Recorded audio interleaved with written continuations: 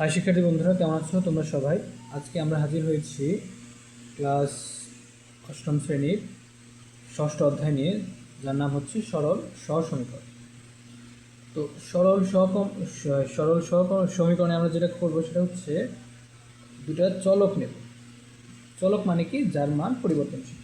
তো চলক হিসাবে আমরা সাধারণত এক্স এবং ওয়াই নেব এবং এক্স এবং ওয়াইয়ের মাধ্যমে বিভিন্ন সমীকরণ গঠন করব এবং সেইগুলো সমস্যার সমাধান করার মাধ্যমে আমরা বিভিন্ন বাস্তব ভিত্তিক সমস্যা সলভ করব।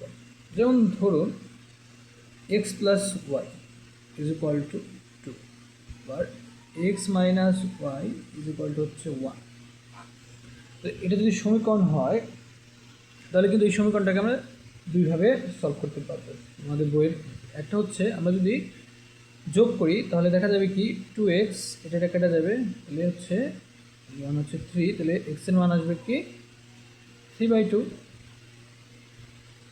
তাহলে এসে গেল 3/2। এখন কিন্তু আমরা তাহলে কিন্তু এখান থেকে কিন্তু আমরা কার মান বের করতে পারি, y মানও কিন্তু বের করতে পারি। তাহলে x minus y is equal to যদি 1 হয় তাহলে আমরা কি লিখতে পারবো, x minus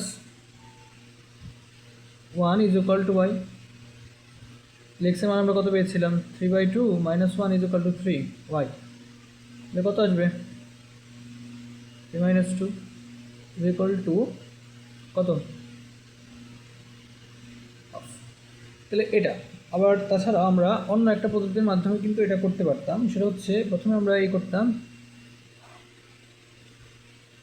x plus y is equal to যেহেতু 2, তাহলে আমরা কাজ করতে পারতাম x is equal to 2 minus y, এটাও বের করতে পারতাম আমরা। তাহলে এই মানটা যদি আমরা 2 নম্বর সমীকরণে বসিয়ে দিতাম তাহলে কিন্তু আমাদের এই মানটা পেয়ে যেতাম একটা মান।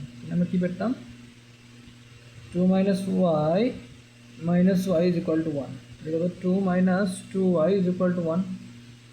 নাও উই ক্যান, তাহলে কী পাবো আমরা, 2 minus 1 is equal two 2y, এটা কত আসলো আমাদের, 1,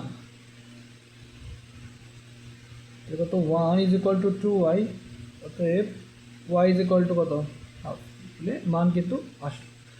তো এই যে পদ্ধতি একে বলা হবে হচ্ছে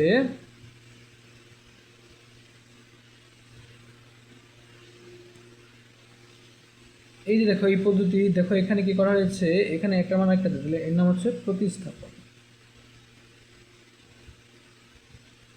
আর এর নাম অপনয়ন। তো একবারে সোজা প্রসেসটা দেখানো হলো। তো কঠিন যে প্রসেসগুলো সেগুলো কীভাবে, এখানে আমরা কি করব, কোনো একটা সংখ্যা দিয়ে বা গুণ বা ভাগ করব, তারপরে এই মানগুলো আমরা পাবো।